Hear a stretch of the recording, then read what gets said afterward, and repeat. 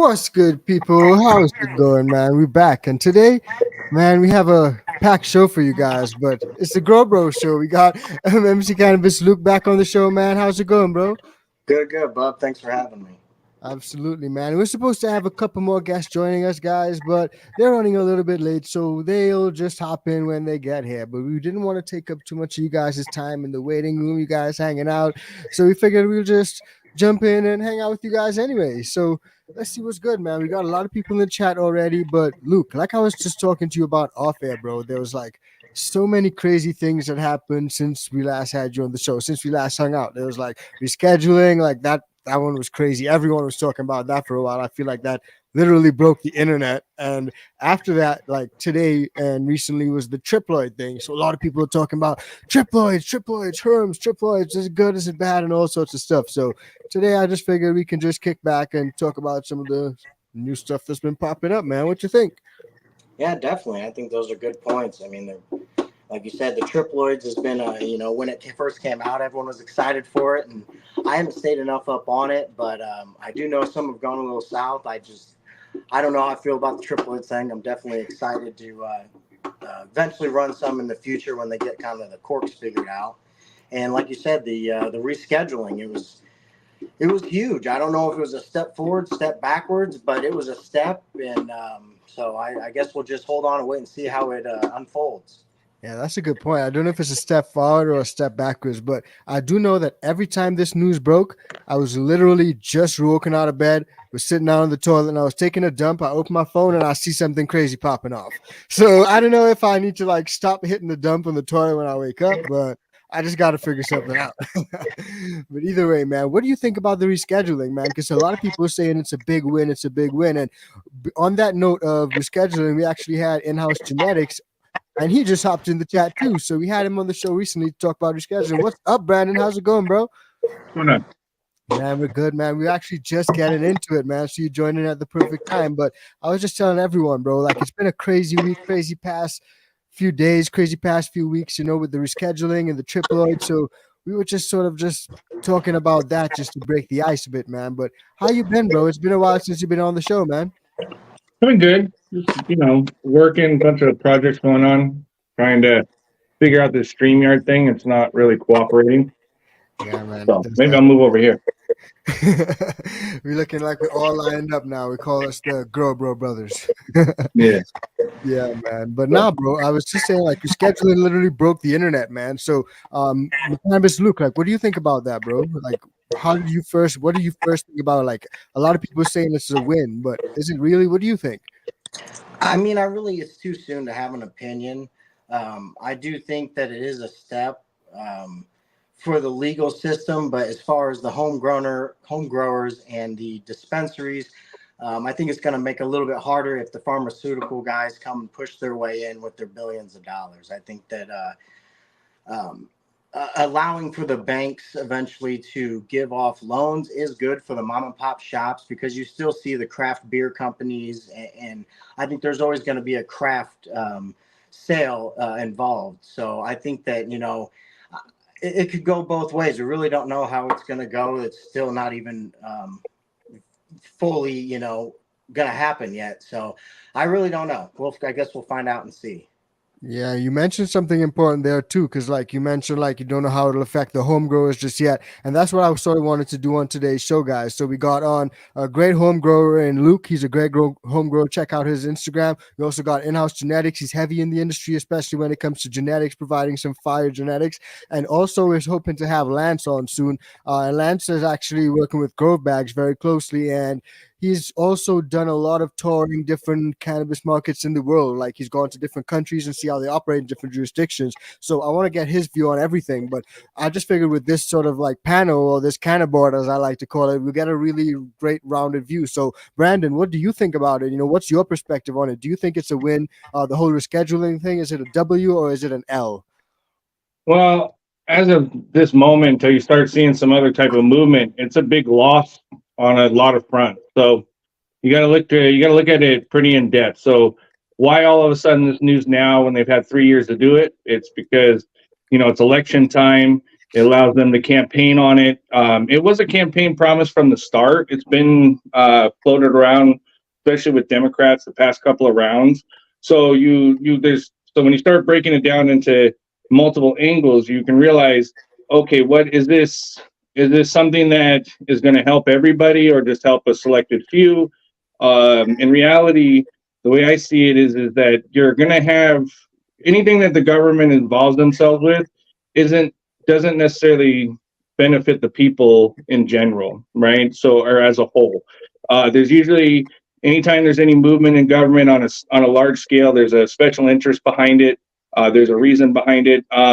There's no reason right now why we couldn't have decriminalization. We could literally have it at the stroke of a pen by any administration, right? That would force the lawmakers to sue the president in order to reverse that, But I think what it is it's kind of dangle this carrot over everybody, buy time for patents and buy time for big, huge conglomerates to come in and again revert back and then have control over the plant. So they realized that the war on drugs around cannabis was a farce. We went from 30% approval on cannabis to now 70% approval. So the vast majority of the country says decriminalize it, and yet the will of the people is continued ignored. So that's just typical, normal, run-of-the-mill politics on that aspect. So when I look at it is when I see back a couple of studies back, say 10 years ago, here in Washington in particular, the medical market saved Medicare at the time $14 million in one quarter, right? And so what they started seeing is now the pharmaceutical industry is going to lose billions by any sort of remnants of a medical program or cannabis treated as medicine. So with that said is because none of us, the vast majority of us, don't know how to make an antidepressant, a Vicodin, or anything like that. But we all are growers. We understand this plant. We're starting to become educated on the cannabinoid system throughout cannabis and hemp. So when you start getting this information out there to large situations where they stand to lose billions, that's where they got to put their foot on the neck. And it's no secret that our government is bought and paid for. Our FDA is bought and paid for. You have inept people in charge that are making these terrible decisions. So it's kind of a pay to play type of situation, and where it'll go, I don't think it'll go anywhere in the benefit. If it's going to benefit the people, just assume that it's going to go the opposite way since the government's involved.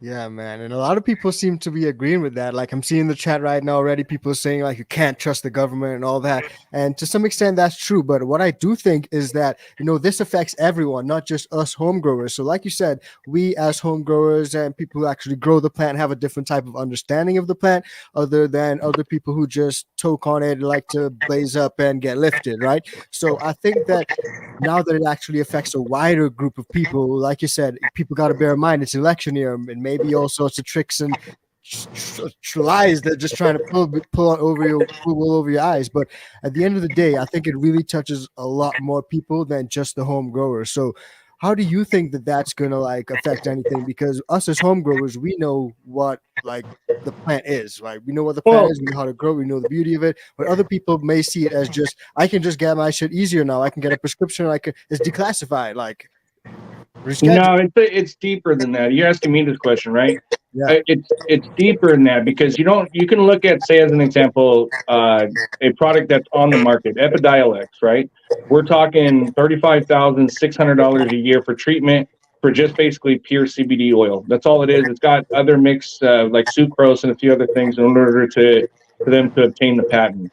You also have a CBG-derived medication that was developed by Arena Pharmaceutics, which is pretty close to coming to market, and that one's slated to be between $40,000 and $80,000 for treatment.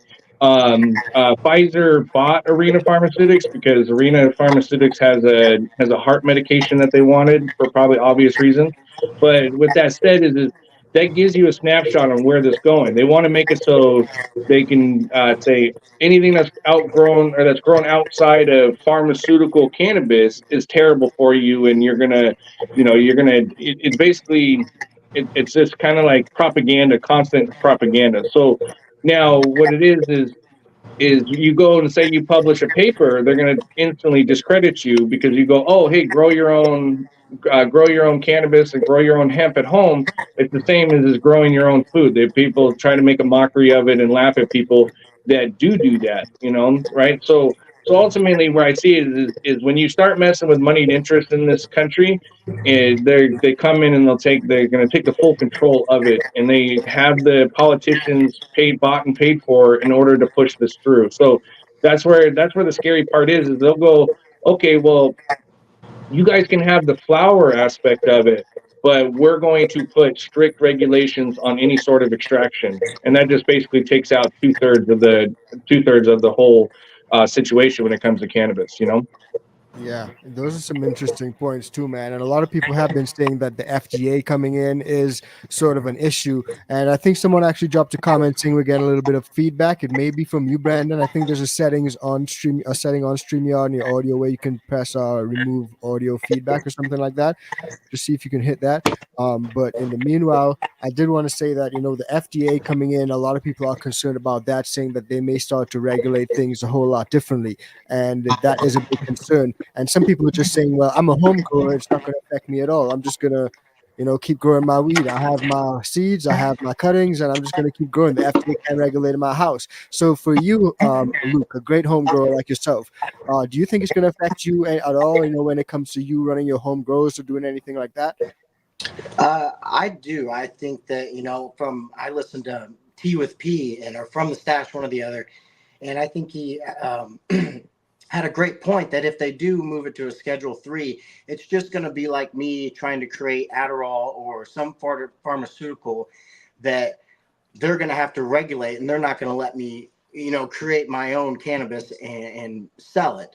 I think that, it's going to cause a huge problem for the home grower because, like I said, you can't create your own lab down in the basement and start selling Adderalls to dispensaries. I mean, it's just not going to work that way. So I think, yeah, definitely, it's going to be a big loss to the home growers if they stick to it. I'm hoping there's some sort of, licensing if they do come along that way that will allow the home grower to at least, grow a little recreational for themselves or medical. If you got to get a medical card, I do. I think it's going to hurt the home grower definitely. Yeah, what do you think, Brandon? Because you got some fire genetics and you're a breeder. You rely heavily on home growers and stuff like that. So, and a lot of home growers in the chat right now say they love your genetics, bro. So, what do you think? Do you think it's going to affect home growers? I think it'll impact home growers, but as all know, anybody that's a grower, vast majority of us were growing before it was legal, right? And before the scrutiny, basically when it was high, we could lose our livelihoods in many cases for the plant that we were growing. Now, I think what they'll want to do is they'll want to curb it and make it next to impossible, or states will begin to enact harsher penalties for people that are growing at home, etc. Because what it is the state would come down in it as a tax thing because they're missing out on tax money, and then the government is missing out on the same thing. So I think where the home growers will take an impact, but it should be, you should be, if you just as you're able to grow tomatoes and cucumbers and all that, you should be able to grow hemp and cannabis in your yard, or if you wanted to set up a small tent or convert a small room into your house. Now, there's excessive. So if you're growing 500 plants, then you're in a sense operating without a license, and it should be treated like that. So you should be fined like any other business that you are operating without a license, right? So you shouldn't have a penalty or a punitive penalty where you're going to go to jail for it, right? That's where I think that when you get into the weeds of this, that's where I think it gets really murky, because you want to maintain a home grow type of situation, because I've preached it before. That's where innovation comes from. That's where people are going to try stuff that they otherwise wouldn't try in, say, a commercial setting. So yeah, just like you can model a lot of this right after the craft brew folks from the past 25, 30 years, and just the advancements that they made when it came to brewing beer, it'd be the same as in cannabis, as crossings and just basically continuing the work on. So there is a roadmap there. It's just a matter of can we legally go down that path and not worry about going to jail in the process again. Yeah, it is true, man. And you've got to always remember it's an election year, right? So don't let them try to trick you and pull the wool over your eyes. But I do also want to say, man, that some people were concerned about the FDA coming in, and I mentioned that previously, right? But the FDA may or may not really jump in and super regulate things, right? Now, for those people who are currently in legal markets or illegal markets, I don't know if everyone knows how it works, but when you go to a recreational or a medical dispo, if you go to a rec dispo, you can just show your ID and you can get your medicine and you can leave. But if you go to a medicinal dispo, you need to have a medical card. Usually you need to get like a doctor to get the medical card plugged for you, and that's it. You just go in with your med card. But now with this new sort of class that it's in, everything will be run through, from my understanding, prescriptions, right? So you don't no longer just take your card and go to the dispo and pick whichever strain you want. You probably have to get everything prescribed to you through a doctor. They will probably limit you to how much you can get, whereas like currently I think you can grab an ounce a day in rec markets in certain places. You can grab more in other places. So do you guys think that it's going to be a situation where you got to cop your flower now from Walgreens or even Walmart's pharmacy? Like what do you guys think? I definitely think it's going to get to that point because it's like Brandon was saying, it's going to become a money game. It's insurance. They love their pharmaceuticals. They're in bed together. So what's good for pharmaceuticals is good for insurance, and you're going to have to have insurance to go to Walgreens to get your joints or your whatever. Good point. I didn't even think of that insurance thing, bro. Shit. Well, let's look at it in a perspective as the FDA and what the FDA is, right? So the Food and Drug Administration killed the hemp movement 5 years ago, 6 years ago, right? Because people were putting CBD in water, they were starting to put it in food.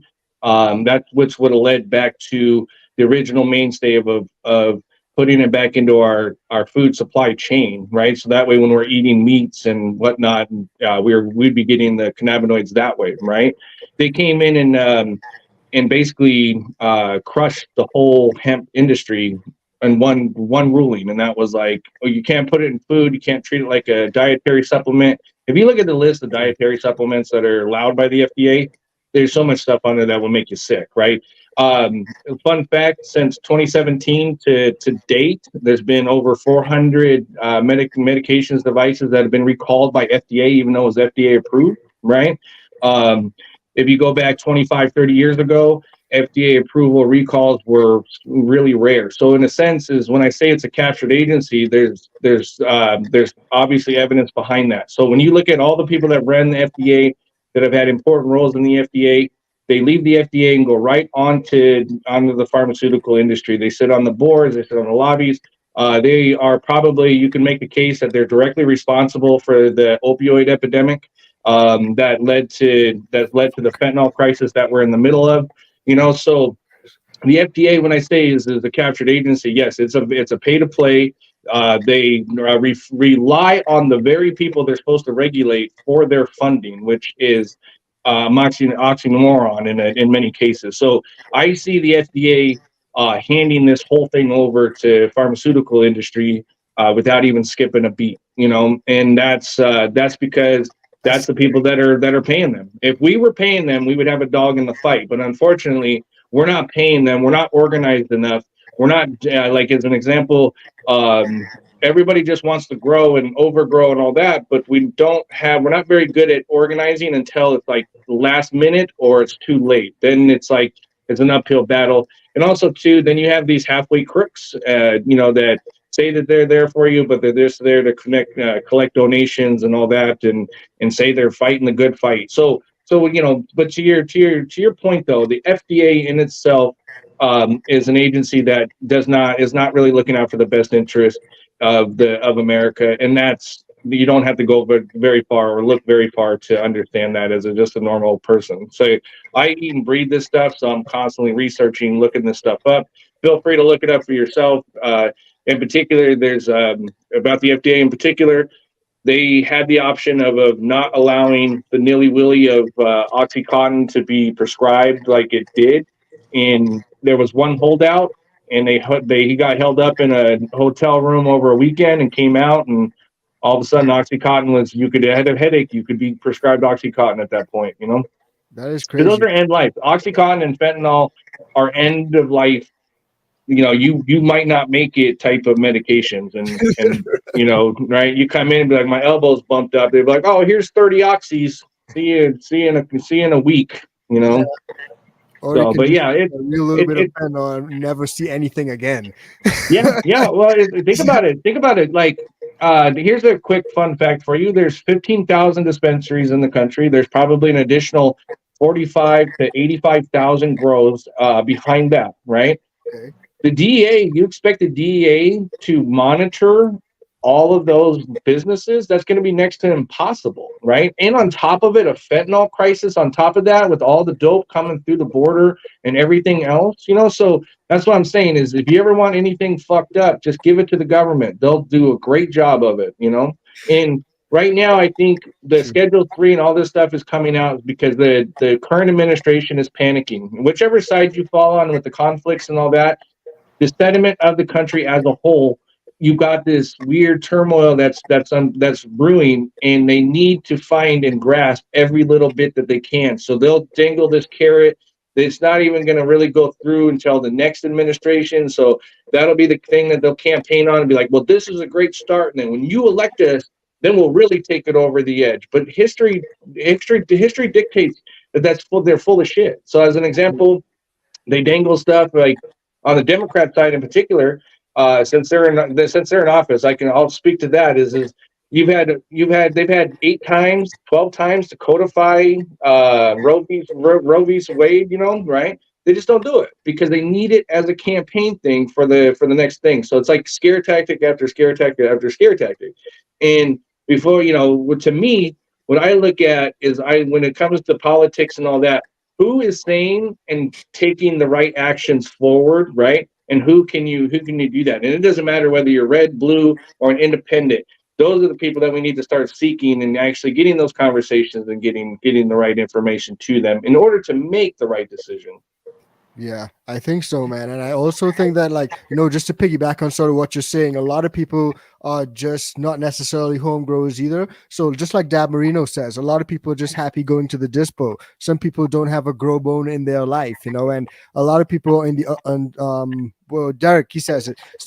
Most smokers actually aren't homegrown. You know, they only care about dispensaries. So I don't know if it is that, like, to the masses, it seems like this is a good thing, but certainly to me, it seems like it's not necessarily a good thing, especially for us home growers. Now, on the flip side, for some of these companies, they are advocating that because it will be a Schedule 3, not a Schedule 1, they will be able to have tax benefits, tax breaks, and stuff like that.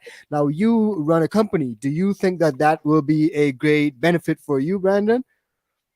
No, because you're exchanging one thing for another. So as an example, you'd have to have, if you own a dispensary, you have to have a special permit, probably even with a grower and a processor, you have to have a special permit. And then on top of it, then your federal taxes kick in too. So it's like, okay, because especially the states, they're getting, like here in Washington, 33% at the cash register. They're not going to give that up, right? You know, so what it does is it makes it obtainable on many levels for a lot of people. It just makes it too expensive. So like a prime example of this is when legalization hit Washington and they switched to retail, they totally abandoned the medical market. They totally abandoned a whole group of people that really relied and depended on it. And they had to, in exchange, just terrible product in the first couple of years. It was terrible here, just like any emerging market. The quality and all that isn't there. The dispensaries that they were going to were forced to shut down. There was only a couple of them that were somewhat grandfathered in, or it was a changeover, you know. So that's where I think is it's like one of those things, like, it's like if you eat yourself, do you get twice as big or do you disappear, right? You know, all right, because in a sense it's like your self-inflicted wound there, because you're like, oh yeah, get banking.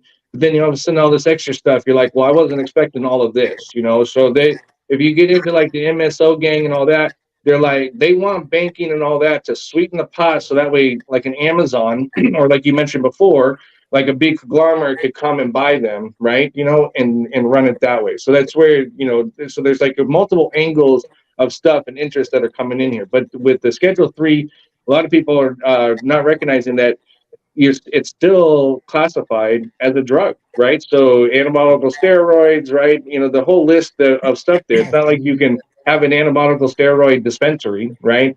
So that's where I think a lot of people are really missing the point. And if you're only excited about a small part of it and forgetting about the rest of it, that's where I think you're running into a big, huge wall or eventual wall that you're going to hit.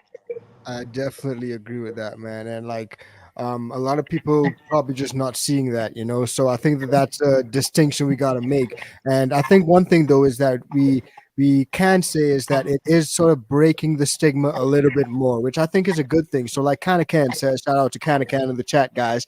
But he says no matter what, we're making progress. So I think that even if it's like just breaking the stigma just a little bit, it is, helping us out as consumers, but we just got to be wary of how they're doing it, because if it comes at the cost of taking away home grows, taking away rec, making you have to go to a doctor to fill your prescriptions, then that's a whole nother kettle of fish, right? But a lot of people are also saying that it may be good for research purposes. You may be able to find new novel cannabinoids and stuff like that. So Luke, what do you think about that? Like, do you have any interest in researching and finding out research about novel cannabinoids, or are you just good with growing whatever you grow at home? Well, I think that we're doing it as a community ourselves. I mean, I don't necessarily need the big wigs to come step in and show us how to do it. I mean, you guys have been doing this forever. I'm a newer grower, and we find out the facts. There's universities that are doing studies on their own.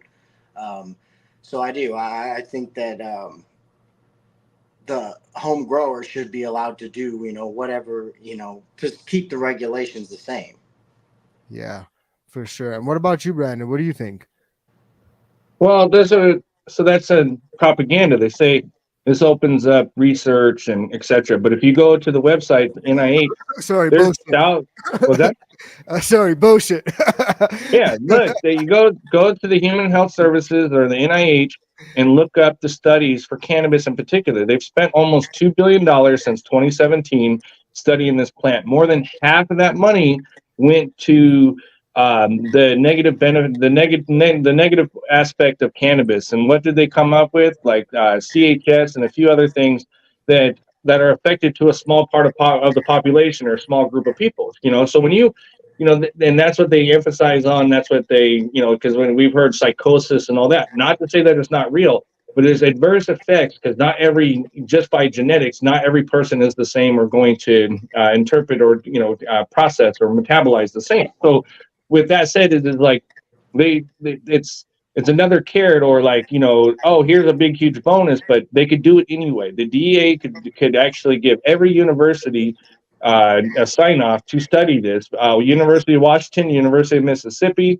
There's plenty of information that's coming out of Israel, from around the world, when it comes to studying cannabis.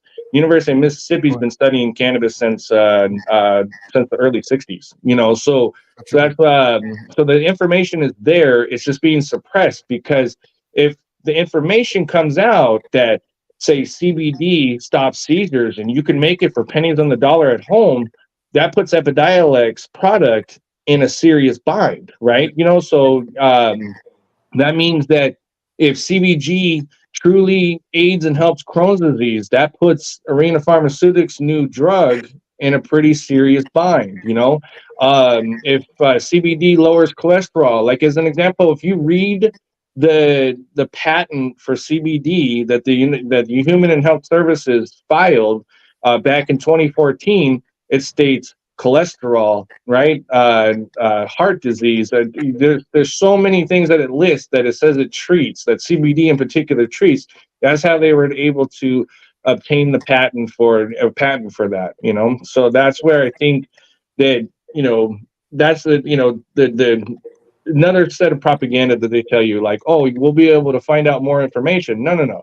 It's just they're going to release the information of what the stuff that they already know, but it'll be to their benefit. Plus, they've already on the back end, from a post that you can see from the other day, is they're backfilling that by obtaining the patents in the process. So as soon as legalization and a couple of these things follow through, they're already at the patent office. As an example, history, I always revert back to history. Who invented the telephone, right? Everybody thinks Alexander Bell invented the telephone. No, he just was the one that got to the patent office and paid the guy first, right? Who actually invented it?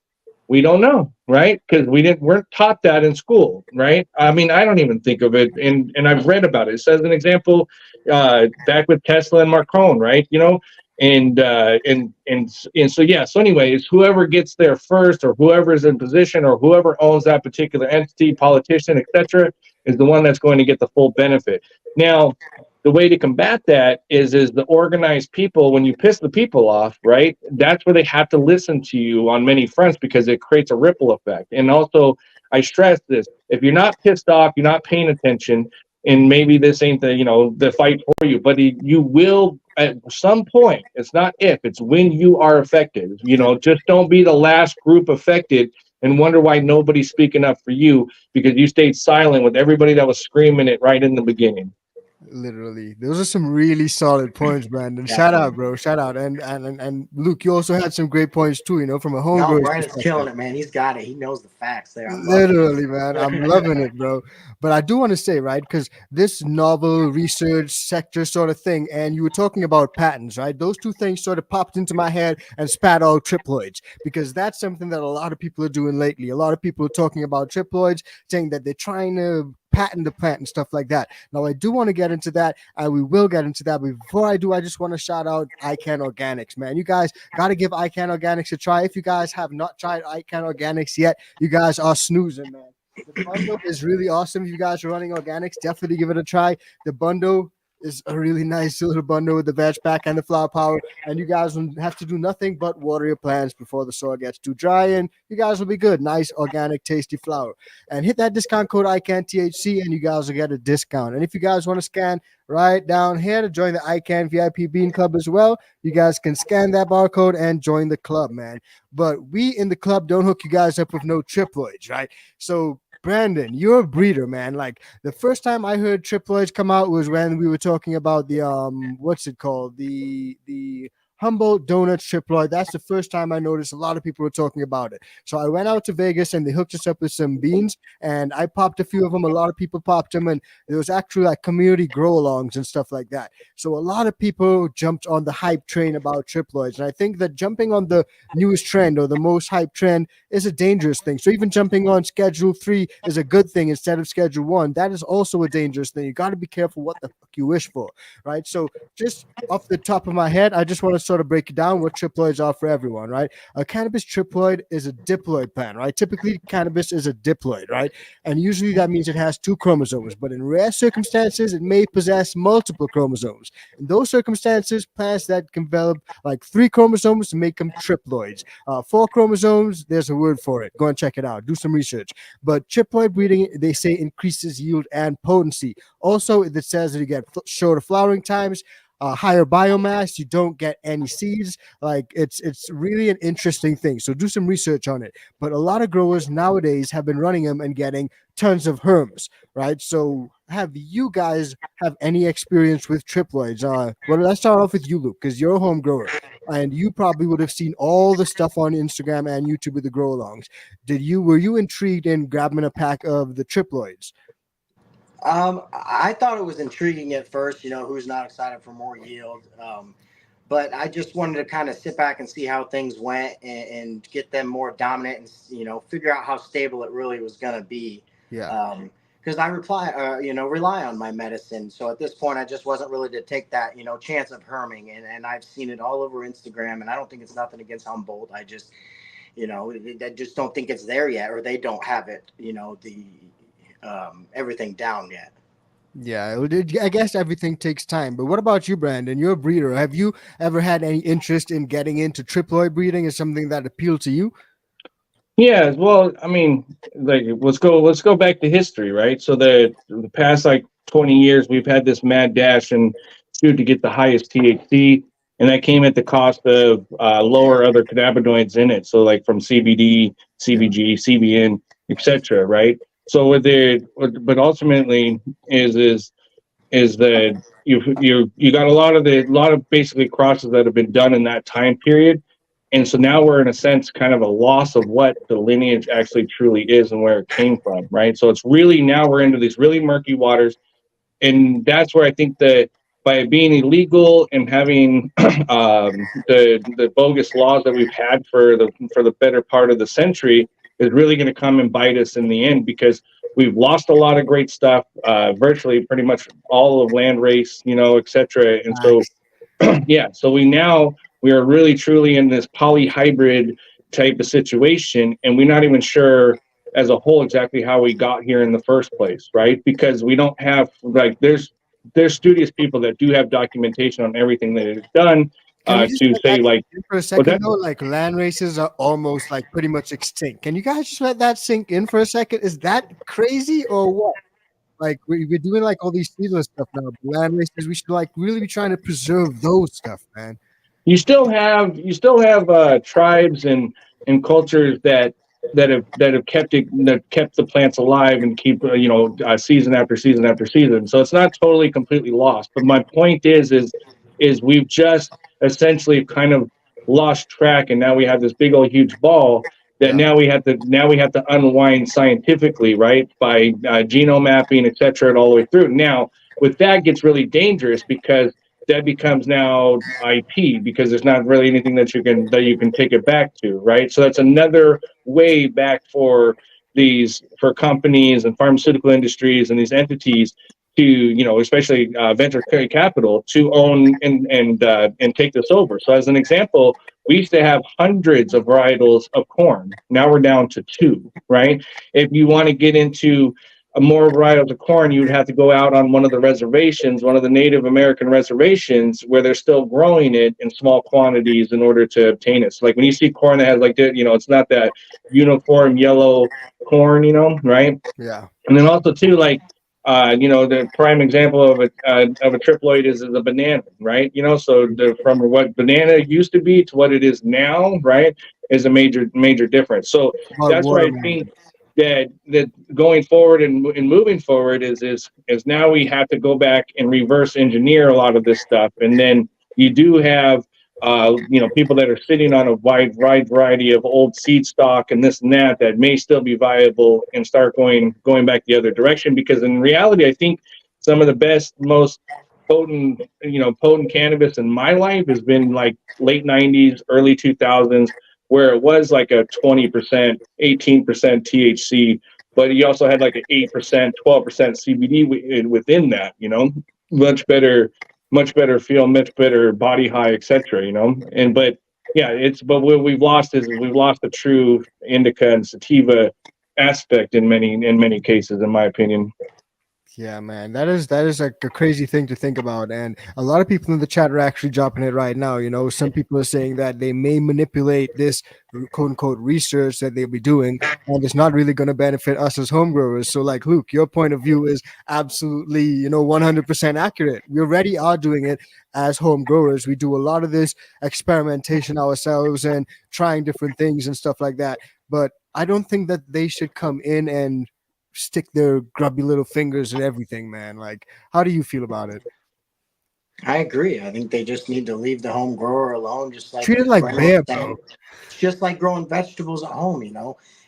I understand peyote is a Schedule One, but cannabis is a totally different ball game, and I think that allowing us to keep working as a community together and working together is going to allow for the dispensaries, the smaller mom and pops to stay alive. Because if that dispensary shuts down, you just lost all that revenue in taxes, and you just have to fire, 50 employees or however big the operation is. Yeah, man. And I think that's a big risk as well. Cause like even out here in Colorado, we got tons of dispos, dude. So for me, I'm wondering like, how is that going to affect us out here in Colorado? We have more dispos here in Colorado, I swear, than like tire shops, like right where I'm at. Like tons of dispos. I got like one at the bottom of my street. I got one at the top of my street. I got one 5 minutes this way. I got one 5 minutes that way. So I got tons of dispos, and some of them are smaller dispos. They're not the big chain ones, like the RX Health or whatever, RX whatever. That's a big one. There's Live Well. That's a big one. But those big ones, I found it when I go there, I get a bunch of booth, man. So the smaller home growers, like the mom and pop ones that, really put care and love into it, they're probably going to get kicked out now. And that's really sad, man. Like, what do you guys think about that? Well, I think you create a counterbalance to that. So if you're a home grower, start talking to other home growers, create a much larger community, because this has all been based on community-based action, from legalizing, from the medical movement to having that medical. So as an example, people that understood that, like for Rick Simpson, right? He's got a Yeah. diagnosis, right? Says, I'm going to try this instead of going to chemo. And next thing you know, boom, we have this Rick Simpson's oil. Then we have Charlotte over there in your area in Colorado. I think she's since passed on, but the Charlotte's Web, right? You had soccer moms driving from Georgia to Denver and then breaking the law from every state going back, even though it was just hemp oil, but it was helping their kids and giving them relief. That was because it came through the underground information channel, right? That says, hey, this works for me. This might work for you. This worked for, it's a communication. So it's like, oh, because now it's not a end all, cure all. But however, if it helps the masses, then it's a win for the greater good. And the way that you're going to be able to keep that intact and create that counterbalance is keep this culture, keep the home growing alive, keep the information flowing, and keep the communication, right? As an example, even on the commercial scale, when I talk to these smaller operators, these mom and pops, I'm like, you need to talk to other mom and pops, because Literally. they're not your competition. Talk to They're there to work with you to make a bigger group. So that way, when the big MSOs and all that come rolling in, you have a united front to combat with them, to compete with them. And that's why I think, in cannabis itself is, they have to dumb it down and really monopolize it, because this is one of the true things where quality absolutely does matter and quality does win out. But if they keep beating you down and lowering your standards, right, then low quality becomes high quality, etc. And so, that's where I think that's why I think a lot of the industry, and as a commercialized industry, fears the home growers, because they're always going to bring and set the bar for quality that the vast majority of them aren't going to be able to match, and so, or on a consistent scale. No, it's just facts, bro. Because, like, if you think of it, like, you would know this, Luke. You grow at home and you put love and care into your grows. I've seen your grows, bro. Like, guys, check him out on IG for sure. But you put love and care into it. You know what's going in there. But when you get into the business of making dollars and cents and trying to do things at scale, supply all sorts of different whoever you're supplying as a big company, a lot of these people don't put a lot of love and care into it. Like recently, I've been getting a lot of flour from my dispo that has like old bag seeds and stuff like that in it, like underproduced seeds, a lot of sticks and stems in it. It's just not quality. Like the quality is steadily decreasing, right? But if you take away the mom and pops who actually put out the quality, or the home growers who grow that quality, because me personally, I prefer my home grow over any dispo flour any day of the week, it's going to be a big problem. So, like, what do you think, Luke? Because, like, when it comes to the home grow, like, versus the dispo, do you see it being an issue? Like, as Brandon says, they just seeing us as a threat, man. The home growers are a threat because we're just growing a lot more dank than they can grow, bro. Yeah, no, I agree with Brandon. I think it's going to be hard for them to keep up, because we can put so much care into it, and you get to a certain point, and I think, you get big enough, you forget about, the care and the love for the plant. And I think it becomes a money game. And I'm just a home grower myself, but I could see, anybody that, they start making a little money and their consistency goes down. And that's been the biggest thing for dispensaries. I mean, you could buy 5 bags and, one's going to be fire. So you're going to come back to that. And it's a totally different cut or the booth from the bottom, and I think that, that game that the dispensary plays of, having the same genetics, when you could run those 5 bags that say the same thing and they all 5 look different. So that's always been a thing to me. Honestly, like I went and talked to the dispo and I seen slurricane, and I seen strains that I know I've grown from in-house. And I'm like, yo, let me get that, or let me see that. And I'll look at it and I smell it. And I'm like, this is not the slurricane that I grew at all. Like I'm like, yo, is that from in-house? And they're like, huh? They don't even got a clue, bro. They ain't got a clue. Well, I think that's back to when we were talking about triploids and talking about the plant and the evolution of it. So you through all those lines, you've had names changes because the name had fallen out or had gotten too saturated, etc., and all that. Where I think that's where we keep coming back to is yes, that quality, the quality will always win out on that, right? But but it also too where you gotta look at it is I guess I'm trying to. It's kind of hard to explain because it's pretty in depth. But and I lost my train of thought. It's all good, bro. It happens. That's what happens. I do that shit all the time. And Brandon's No, bro. it's because I think what it is it's like I said, my train of thought was just the emphasis on the home growers. But what you mentioned earlier is I think these people, it's not necessarily they're forgetting about their roots. They're just worried about keeping their lights on and preserving what they have spent or what they've their investment and all that, because they were sold. Many of them were sold the story, and then they were just basically put regulation and everything on top of them in order to go legal. Because a lot of people found the path of getting a license was the big old burden of your door getting kicked in, and so. And they made it so costly to set these up with it was, we've heard of green tax. Green tax is a real thing, where everything is way more expensive when you're setting these up, so say you're having a electrical done, which would normally in a regular building would be, a couple $100,000. Now all of a sudden it's double because it's a cannabis thing, et cetera, et cetera. And so, yeah, that's why my brain went split off two different ways there. But but to your point though, is I think you do have some people that were like, yeah, screw you, I'm not part of that no more, and turn their back on it. But the vast majority that I've talked to from my personal experience is they just graduated to the next thing, and it just became progressively harder, and they have the nostalgia of before. But it's unfortunate because there's not very much relief in their future, but also it's tough to see because these are some of the most hardest working people that you're going to come across, then grounded good folks, especially when you start getting into like the Midwest and this and that. And that's one of the things that I really get to enjoy is I get to go to these grows and actually sit down with them and talk to them, ask them what is affecting them.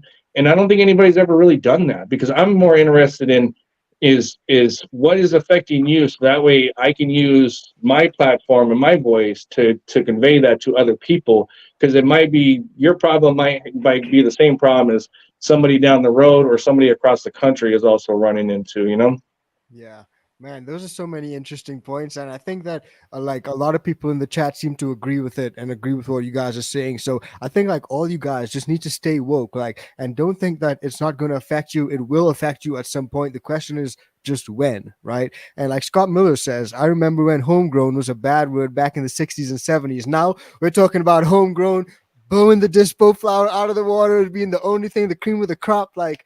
It's really awesome to see how far we've come, man. Like, and I think, but we still have got a ways to go. And I think that that's the really big thing to take out from today's episode, guys. Even though we're making progress, we still got a ways to go. And like Brandon says, we got to band together. So like all of us got to come together as home growers, drop comments and raise the awareness. When you go out to your dispo, if you're a dispo shopper, just talk to your local dispo guy or girl about it and be like, yo, what do you guys think about this? Do you know? And share some of the issues that may come up as a result of it. So just stay woke and share the word, and let's come together, man. And would you guys agree with that? We just got to stick together, right?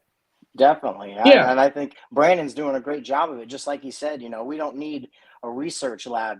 He's traveling around and meeting with these growers face to face and finding out about their issues and then relaying it to, his audience so they can learn. And then they're moving it on to the next audience. So I think that's all we got to keep doing is, keep doing these podcasts, keep learning together and staying as a community. And I think they can't do nothing about it. I think we can stick together and we'll figure it out. And I think everything comes back to education. So like when I was going through Oklahoma, I heard Brandon's Russ name brought up a lot. They say, hey, he's doing a lot for the state, this and that. And I said, well, what are you doing to help him?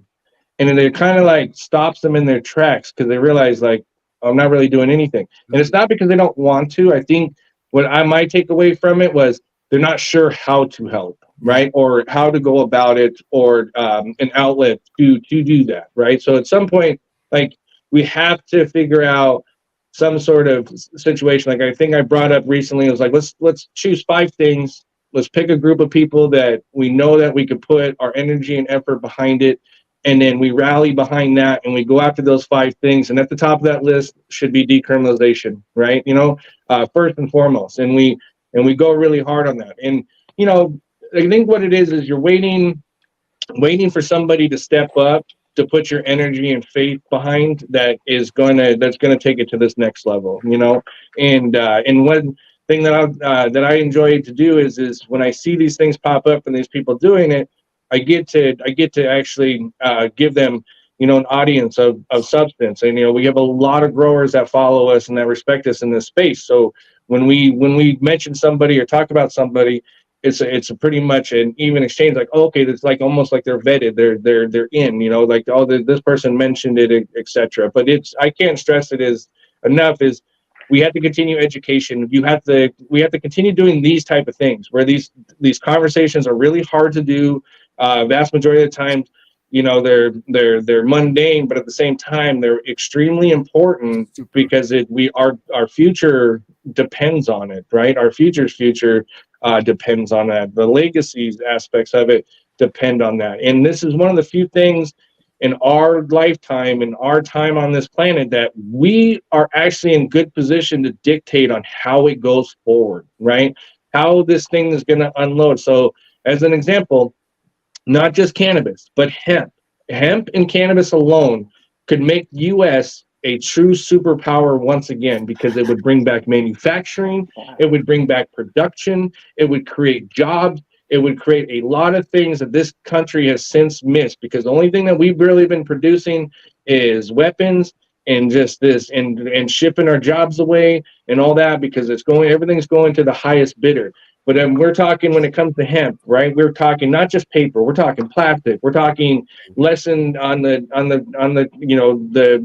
petroleum, etc. There's so many things about these 2 plants that are so magical, and in which right at our fingertips right now to dictate on where it goes. And we can stand on business as a group and as a community and go, we're going to make it so everybody that wants to put the work in is going to benefit from this, and they are going to benefit this and from jobs and everything all the way down the line. And stop asking, and we demand that shit. And if you don't want to do it, we're going to force you to do it, because we'll elect somebody that's going to pave the way for us, right? I'm not above working our ass off to pay politicians to do the right thing. Imagine if you paid a politician to do the right thing, they'd probably look at you confused. They'd be like, wait. Wait, what? Yeah, I'm supposed to be getting money to do the wrong thing. That's why Christopher says, let's pull together and buy a senator, bro. But in all seriousness, you guys, I can't stress it enough. We have really slipped as a country in a sense of being a superpower and being a leader of innovation and all that. And as an American growing up and just going through the steps and just aspiring to be great. And what I mean by that is always question, always have questions. And if somebody tells you don't question that, or you're just a peasant or whatever, you got to push back up on that. And we lost this instinct that we have as Americans, and that's the fight for what we want, right? And that's where I think is when it comes to issues, cannabis and hemp is my primary issue. That's why I'm always screaming at the top of my lungs. And I don't care if you agree with it or not, right? It's you in the conversation at least. But also too, I don't have all the answers. So if you have answers, or if you have information, or if you have something interesting, post it, send it. Because I'll repost that, because it's all about information and the right information and sharing it so other people can learn and understand in the process. And that's how you build community. That's how you make change. But make no mistake about it, is hemp and cannabis could make the United States a powerful country, that it once was, because we've been slacking. There's no denying it. We've been slacking, and we need to pick up the pace. And we, as fellow Americans and all that, if you start talking that way, then they call you all sorts of weird shit. But in all seriousness, we could change the world with hemp and cannabis, because the technology is already there. No, I feel you, man. And like, Spot being on. a leader in the world, small things, man. And bang, bang. That's all I could say, bro. Bang. I agree. I agree. Guys, hit that like because I haven't asked you guys to hit the like for the entire episode. Please do hit that like, show some love. And we're getting a lot of love in the chat right now. Marty says you should run for president, Brandon, because you got Blue Yeah, Moon's vote. I'll tell you what. That's what I mentioned earlier. Is all this stuff is extremely hard to do. So doing these lives, talking to people, all that. So the really only thing you can do is you convey information, you express what you've learned, right? But it's people like yourself. It's people gathering people that otherwise wouldn't have been brought on the same screen. Like my man here, right? There's probably we've never been on a screen before, right? Yeah. Now it's cool because I get to hear his perspective. I get to hear what he's saying. Really like what he's saying, and that's how things work. If you bring a bunch of people together that otherwise wouldn't have been brought together, that's magic, right? And look at it. What do you got in here? You got was it 145 people watching, right? There's probably 50, 60 people interacting with each other. Rewind a couple months ago, 30 or 40 of them didn't even know who they were, right? Didn't even, but they're interacting with each other, they're exchanging information, they're having a good time, all that stuff. And that's really kind of what I stress to people is like that type of stuff is really magical, and that's where you want to foster that. Because if maybe I think ICANN THC should run for office, right? Even if it's city council, if it's somebody that goes and sits on there and change it on your local level, right, and work your way up to a national, so if you feel like, hey, my best interest ain't in my city, run for city council. Let us know, right? Because all of a sudden, if you got 1,000 comments somehow, right, in a small little bunk town, they're gonna be like, well, who's this person? Why are they getting all these comments? Right? They don't know it's coming from all around the world.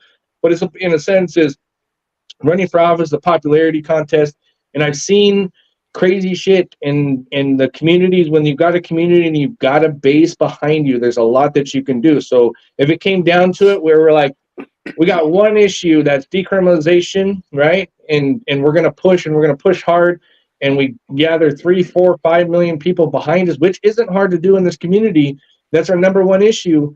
You'd be surprised on how things can really shift your way, and all of a sudden they got to listen to you because you could influence an actual election in a lot of critical places that they need to, where they would need to get elected. So, but I urge anybody, if you guys want to change it, start changing it, start being vocal. Somebody's going to come, or a group of people are going to come out of this pack, and they're actually going to be for the people. That's who we need to support. I'm just looking for that group. I'm looking for those folks to step up. So, I would never want to run for president. I would never want to run, to be head of something, but I would support and give every resource that possible towards something like that. And that's why I urge, people, the podcasters, influencers, and all that, get your guys self in a group text and start talking about ideas. And just once a week, this is what we're going to talk about on all of our platforms. We're going to at least mention it or have a focus on it for a day or two, and that'll be 30 people times that, say average 5,000 people, right? And all of a sudden you're hitting 1.5 million people off of the when you do the analytics of social media, because social media is usually 5x or 10x, and Yeah. that's why I think you'll really get the change. Because I can't tell you, look at just in the past few years, look at what you've built, right? This is awesome. This is a place where people come, and even the trolls aren't even really all that trolling, right? There's actual community based around ICANN THC, and people are fired up every time you go live. Every time you post a video, it just goes shooting to the moon. And there's a lot of folks out there that are like that. And also too, if you got things to say and you want to be heard, fire up that set up a platform, start saying stuff that people like, and people will start coming to you, and they'll start supporting you. Yeah, it's a great point, man. And man, so many great points. And I think that I could just echo everything that you say there, man. The community is awesome. You guys, you just got to stick together, band together, from home growers to breeders, everyone in the industry, no matter what you're doing. If you're just token on the good old plant because it helps your bad leg or your bad back, just raise the awareness, man. Let's stick together. But I think we touched on a lot of things, guys, from the descheduling, rescheduling to the Triploids. And speaking of Triploids, I just got to let everyone know that Homegrow TV is actually going to be doing a live tomorrow with Humboldt Seed Company about the Triploids and some of the recent controversy, the herms and all that stuff. So if you guys want to find out more about that, check that out. But before we actually close off, guys, just shout yourselves out, man. Like, where can everyone find you? A lot of people have been asking where can they find you guys. So just drop it. Let's start off with you, Luke. I'm on Instagram, and just an off point.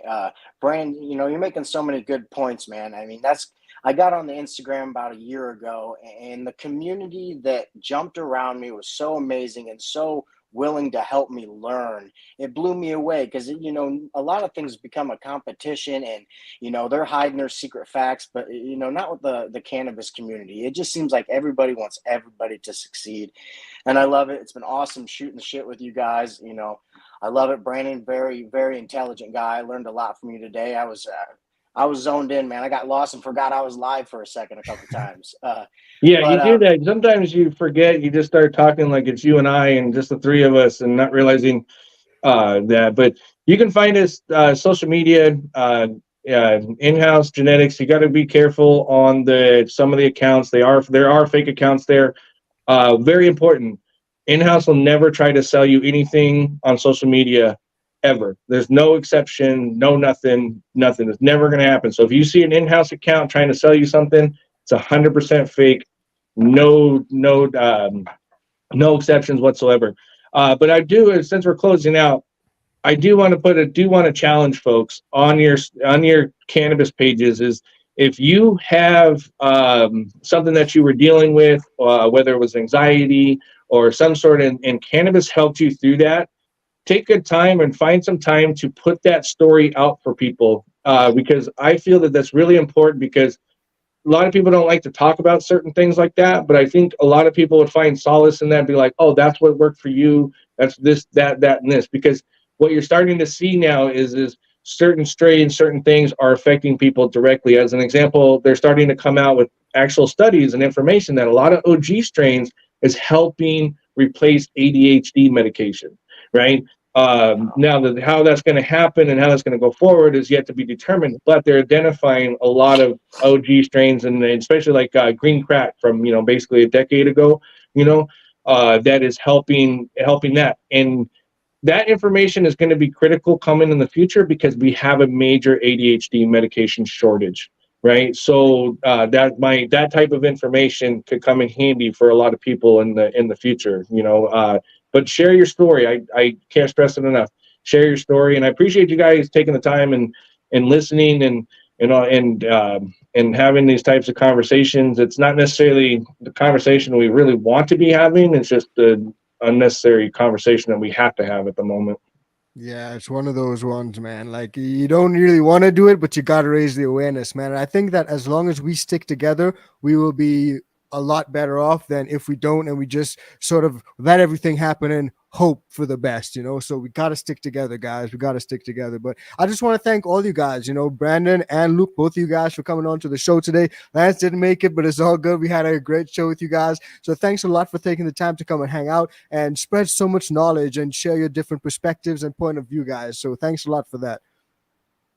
Yeah, well, I appreciate you taking the time and and having these type of conversations, so, and it's been really cool to watch you come up over the years, and just the rise and getting the video contents and showing one thing I really like is the detail that you take to show people how to grow. Because when you watch your video, if you're looking at a novice perspective, you make it look so easy, and that's what I think that is really great, because as growers, we know it's not easy. Also, too, we know we're going to fail.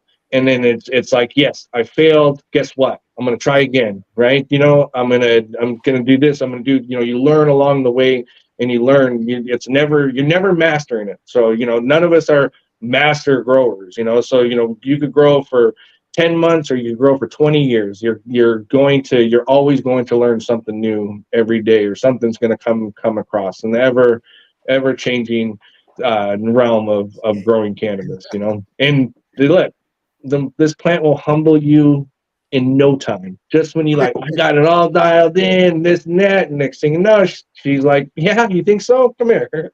Come here.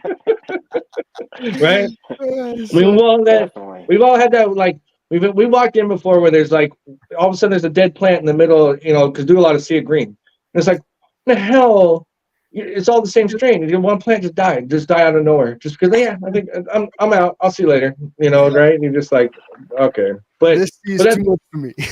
that's the fun part about it is I think a lot of us growers know that there's a lot of failures behind us that is making these results. And right now, the social media group of growers, hands down, best growers in the world, without a doubt. And also, one thing that I really is not ever going to be lost that I really enjoy seeing is the multi conversations with people from around the world, right? This is the one thing that we all agree on is around this plant, and it doesn't matter where you're from at that point, right? You know, and it's cool because we'll be live at say midnight. We got people jumping in from Iran, right? Iraq. Right now it's the winter there, but during the spring and summer they got outdoor grows. They're talking, you know, Farsi or Arabic. You're not sure what it is, but they're happy because they got a whole field of plants out there, and they're doing what they love, right? Just as we're sitting on the other side of the planet, etc. And that right there is gold, you know. And that's why I think the good part of social media and all this has been really big. And then we have the downside of social media for what it is. But we get to actually set those limits, set those terms, treat those algorithms, and educate those things along the way and see it, you know. So that's why I'm pretty excited for the future, but at the same time, kind of you know, up and down on it. But I appreciate the time, you guys.